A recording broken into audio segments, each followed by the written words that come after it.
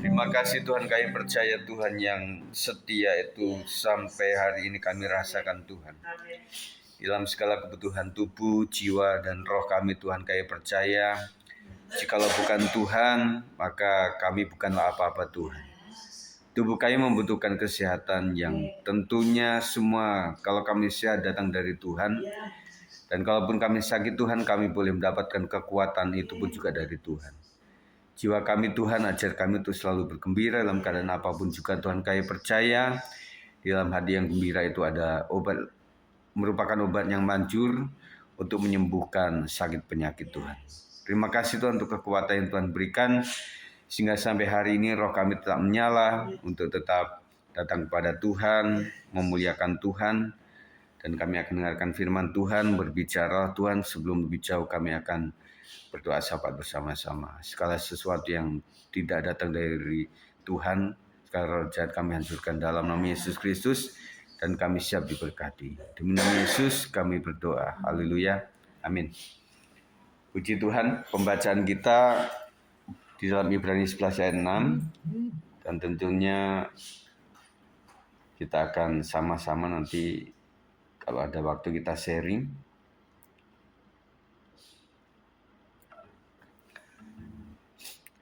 Temanya adalah doa yang disertai iman. Doa yang disertai iman. Artinya ada doa yang tidak disertai iman. Tentunya hasilnya beda. Kita baca dalam Ibrani 11 ayat 6 ini.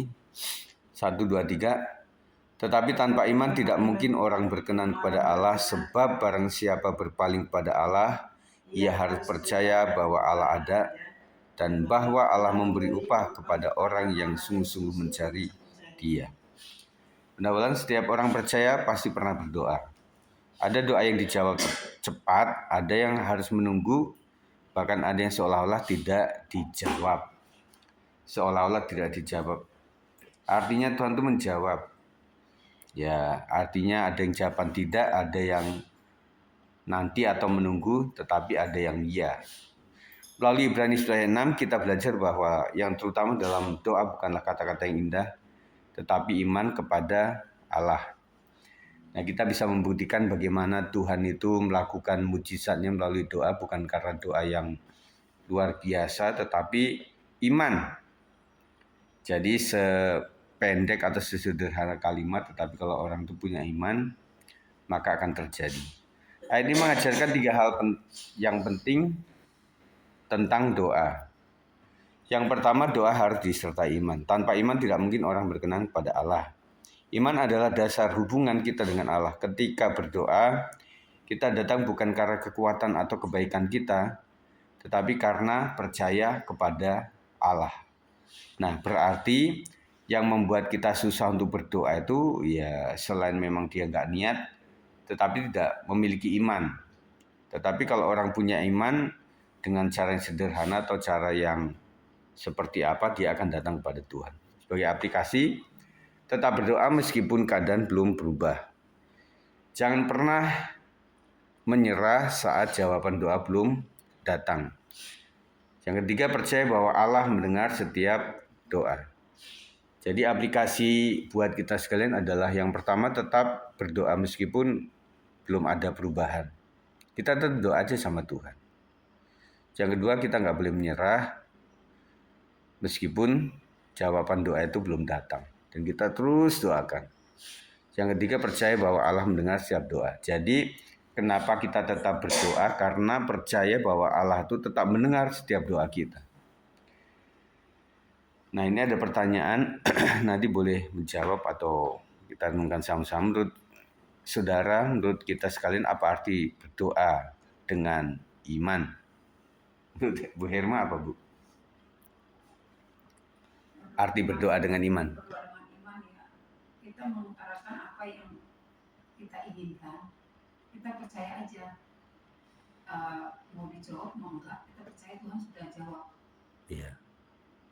Ya, berarti mau lama atau mau cepat gitu. Ya, berdoa dengan iman itu. Belum dijawab berarti belum waktunya kali. Jadi kita percaya aja gitu kalau Tuhan dengar apa yang kita katakan kepada Dia. Iya. Apa yang sering membuat iman kita goyah saat berdoa?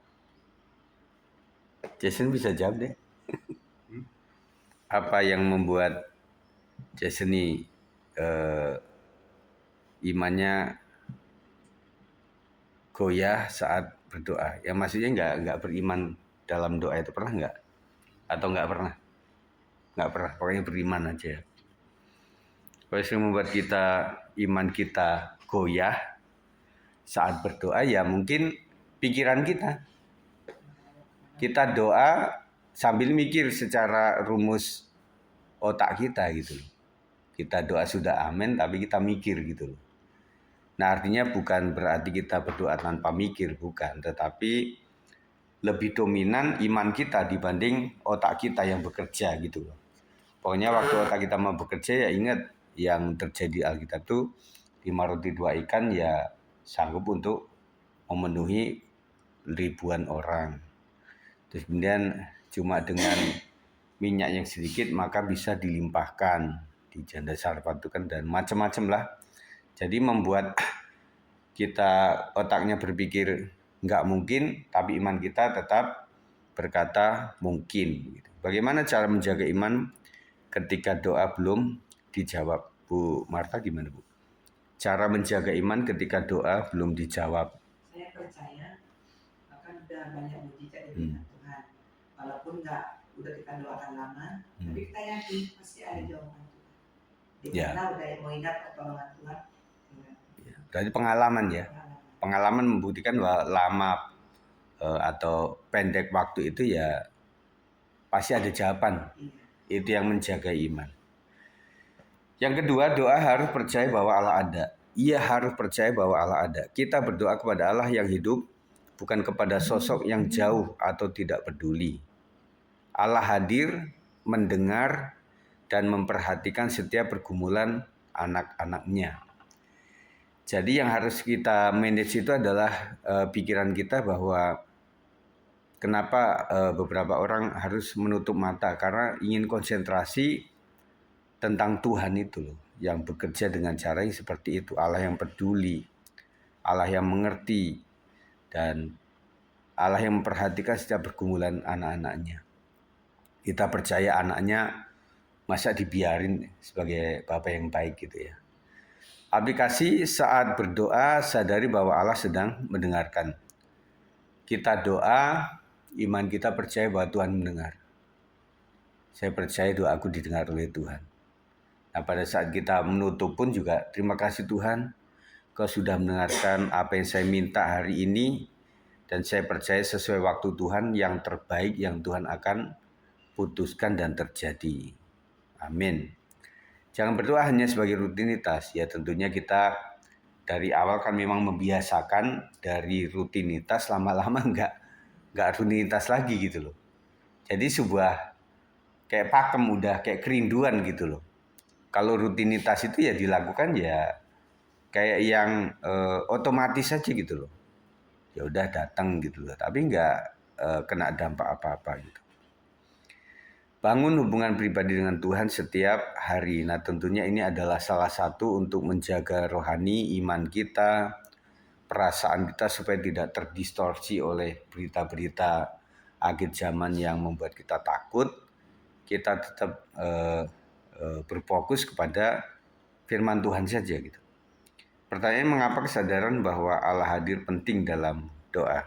Ibu Gembala, mengapa kesadaran bahwa Allah hadir penting dalam kita berdoa? Mengapa kesadaran bahwa Allah hadir penting dalam doa?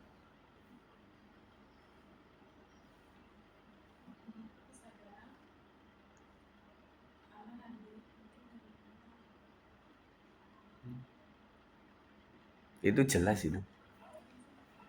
Mengapa kesadaran bahwa Allah hadir penting dalam doa? Iyalah. Ya saya sadar bahwa Allah hadir, makanya penting dalam doa, perlu sadar. Apa bedanya doa yang dilakukan sebagai kebiasaan dan doa yang lahir dari hubungan dengan Tuhan? Ya apa? sebagai kebiasaan dan doa yang lahir dari hubungan dengan Tuhan. Iya beda. Apa?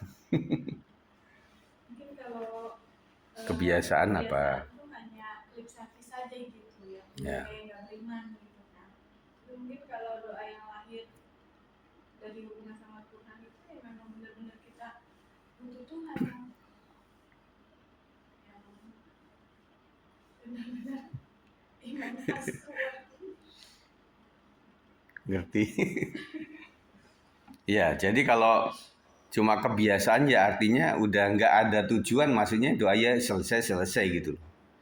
Tetapi kalau berdasarkan hubungan dengan Tuhan itu apa yang kita katakan itu dasarnya memang awalnya kita memang menjaga hubungan dengan Tuhan. Jadi bahkan permintaan kita pun juga ada sesuatu yang kita rasa wah ini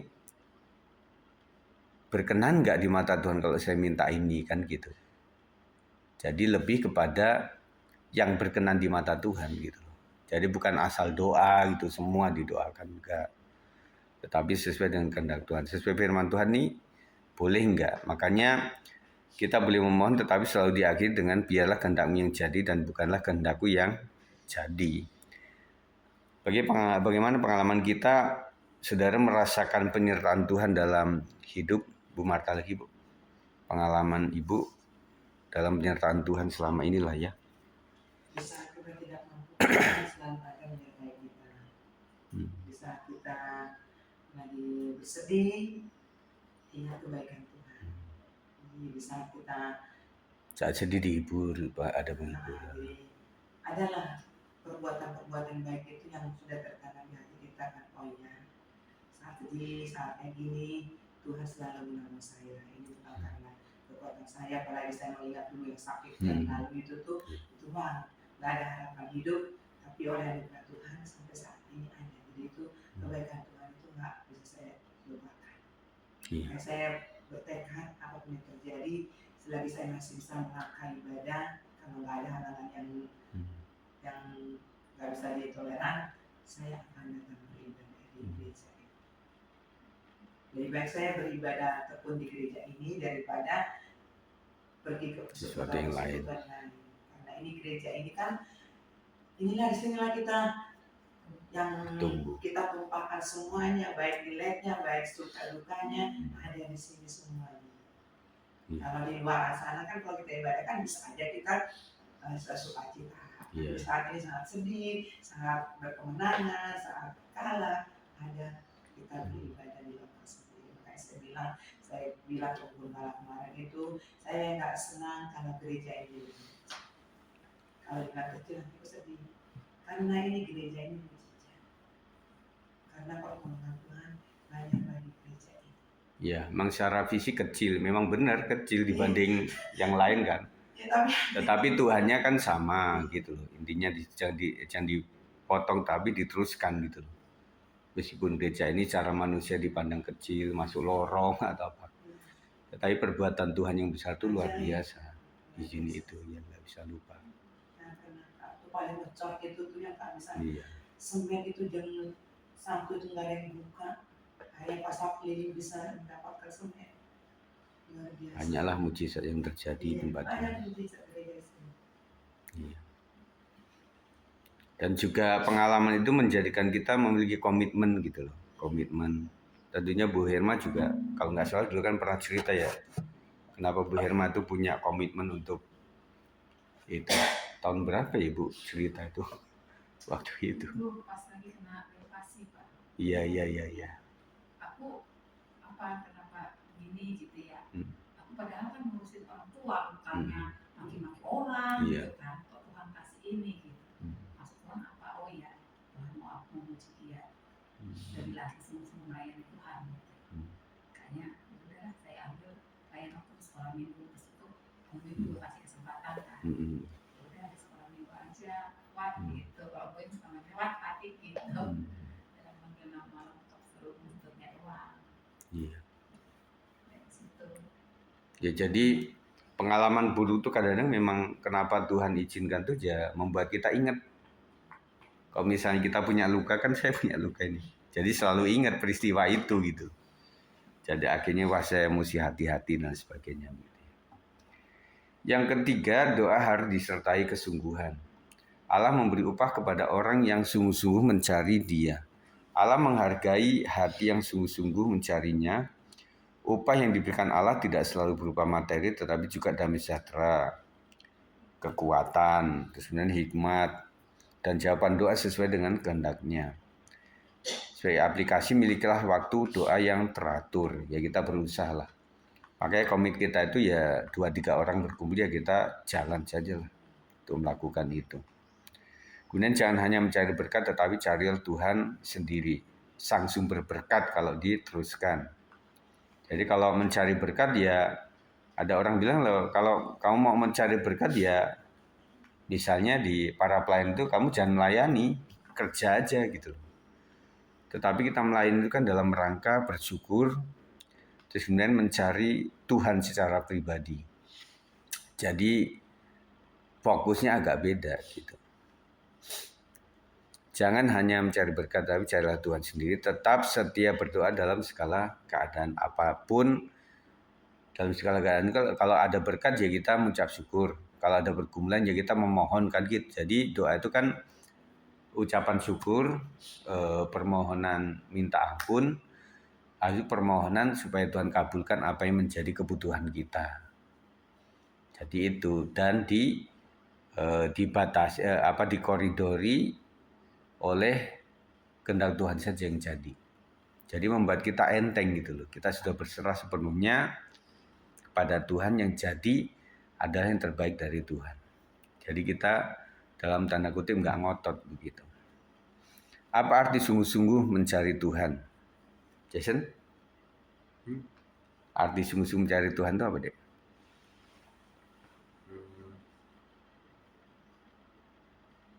Berarti kan ada yang nggak sungguh-sungguh mencari Tuhan kan? Atau contohnya, sungguh-sungguh mencari Tuhan gimana? Doa, sungguh-sungguh, melayani dengan sungguh-sungguh. Iya, setiap hari. Karena setiap hari itu juga menunjukkan bahwa kita memang sungguh-sungguh. Kalau nggak setiap hari cuma setiap minggu kita doa untuk 1 minggu ke depan ya itu nggak sungguh-sungguh namanya. Artinya masa berdoa kan dia. Bagaimana kita dapat membangun kehidupan doa yang lebih tekun? Bu Herma apa Bu? Kita tidak jemu-jemu ya. Maksudnya Tidak ya jemu. tidak bolong-bolong. Iya. Selalu Acek ya. rutin malam. Berkesinambungan. Iya. Dari bosen-bosen sampai akhirnya jadi kerinduan lah gitulah ya. Berkat apa yang pernah sudah terima melalui ketekunan dalam doa? Mungkin istriku ada yang disaksikan? Iya. Tentang sakit penyakit kan agak ajaib-ajaib nih. Iya. Udah dengar. Jadi istriku tuh ya memang ada sakit tapi aneh memang aneh gitu loh. Maksudnya ya bukan aneh, lucu ya apa gitu loh. Kemudian ya sudah ke dokter, sudah kemana-mana. Akhirnya ya pengalaman pribadi dia ini ya memang jawabannya memang dalam doa gitu. Tuhan kasih kayak visi begitu dilakukan ya ternyata sembuh juga gitu loh. Tetapi memang agak nggak bisa dibuka juga kalau misalnya hal ini karena kan secara medis juga ada aturan yang agak dilanggar gitu loh. Ini tentang antibiotik. Nah, rumusan dokter itu kan antibiotik mesti harus habis. Tetapi dia doa. Kapan Tuhan ini antibiotik saya selesai minum? Ya sudah, selesai kan gitu. Jadi nggak perlu dihabiskan gitu.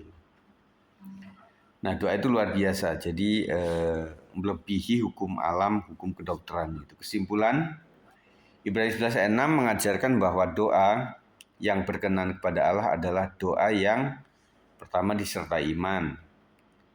Yang kedua percaya bahwa Allah hidup dan mendengar. dilakukan dengan kesungguhan dan ketekunan. Ketika kita berdoa dengan iman, kita dapat yakin bahwa Allah bekerja meskipun kita belum melihat jawabannya. Pertanyaan penutup, apa pelajaran yang paling berkesan dari ayat ini? Tentunya tekun dalam doa, kapanpun waktunya Tuhan jawab, apapun jawaban Tuhan adalah yang terbaik. Kalaupun tidak dijawab dengan kesembuhan kalau sakit, paling tidak Tuhan kasih kekuatan. Kemudian Tuhan kasih para penolong di sekitar kita. Jadi tujuannya seperti itu. Jadi kalau kita renungkan ya bagaimana perjuangan kita di sini, teman-teman kita yang sakit juga.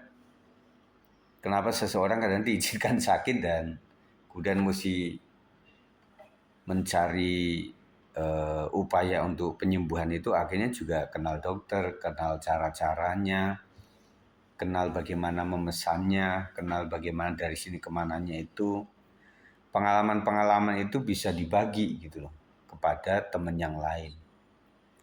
Jadi itu adalah guru yang, pengalaman itu adalah guru yang baik. Tujuannya itu, ya memang kadang-kadang kita merasa kita yang dikorbankan. Tetapi saya percaya kalau memang Tuhan izinkan kita itu menjadi tanda kutip korban, ya kita kayak Yesus gitu loh. Yesus menderita untuk menebus dosa. Kita menderita untuk kebaikan orang lain. Dan Tuhan kan dibuat seakan-akan miskin supaya kita kaya, kayak gitu loh. Jadi kita itu lebih terhormat di mata Tuhan gitu loh. Daripada sehat kita nggak dapat mahkota apa-apa, mending kita keadaan yang manusia anggap kita nggak baik, tetapi mulia di mata Tuhan. Yang kita cari di dunia kan memang bukan kemuliaan itu. Kita yang kita cari itu, kita mati masuk surga itu. Iya kan?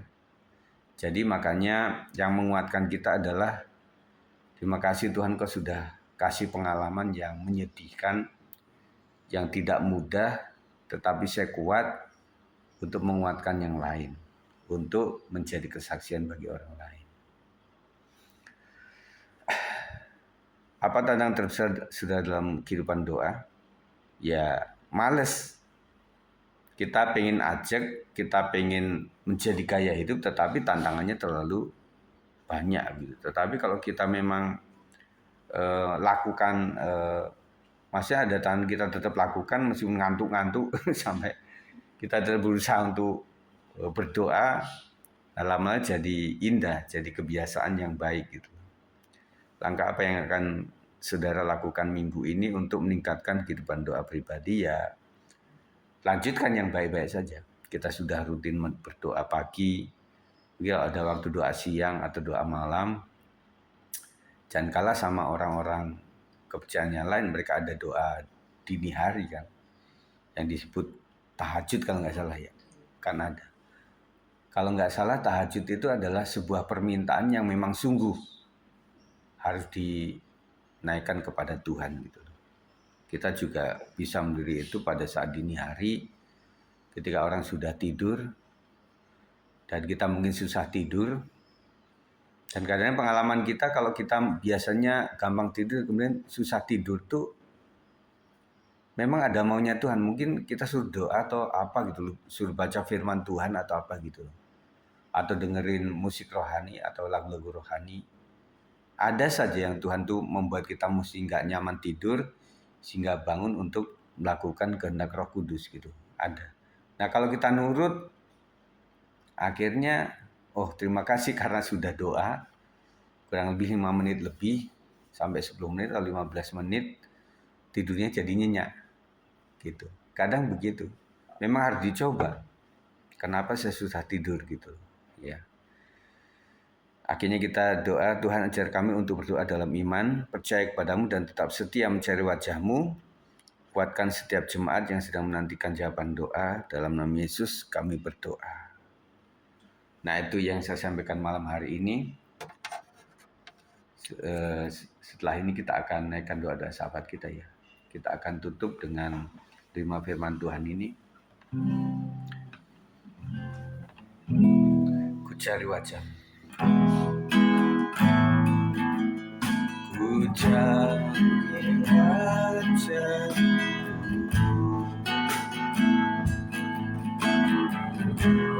dan kasih-Mu.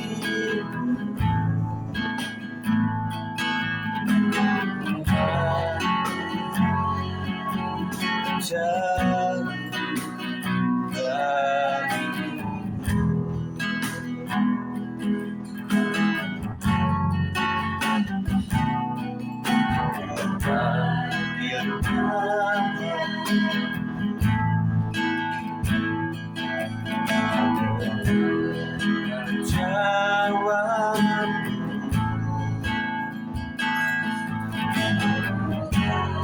yang selalu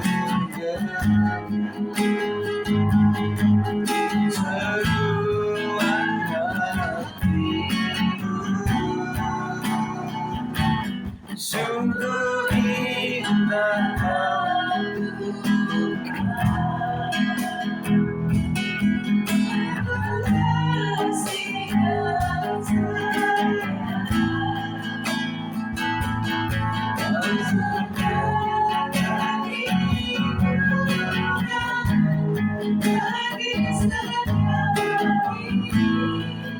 yang terbuka.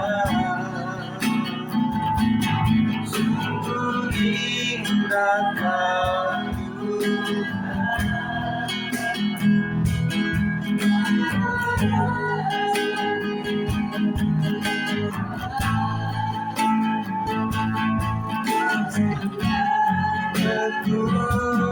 kekuatan dan yang membutuhkan. Tuhan Yesus ajarkan kami mencari Tuhan dengan sungguh-sungguh, Tuhan, dengan iman dan percaya, dengan yakin bahwa apapun yang Tuhan izinkan adalah yang terbaik, dan kapanpun waktu Tuhan menjawab segala doa kami adalah waktu yang paling tepat, Tuhan. Kami percaya Tuhan jawaban tidak, jawaban iya, atau jawaban menunggu proses Tuhan adalah yang terbaik bagi iman kami, Tuhan. Kami percaya Tuhan bahwa setiap kami dididik supaya kami ingat kembali bahwa tujuan kami menjadi murid Kristus adalah supaya kami mencapai garis akhir, finishing well. Artinya kami menyelesaikan segala sesuatu secara baik, dan kebaikan itu adalah ketika kami masuk ke dalam surga. Tuhan Yesus, apapun keadaan kami kelak, dalam keadaan sehat maupun dalam keadaan sakit, supaya kami boleh mati yang berkenan di mata Tuhan. Kami tutup mata di bumi dan kami melek di sorga, Tuhan. Tuhan, kuatkan iman kami supaya kita tetap bertumbuh, tetap komitmen dengan kegiatan kami dalam doa-doa kami di gereja maupun di rumah tangga kami, Tuhan. Kami percaya iblis tidak suka, tetapi kami percaya Tuhan tetap menolongnya, Tuhan. Demi nama Yesus kami terima firman Tuhan dengan ucapan syukur. Haleluya. Amin.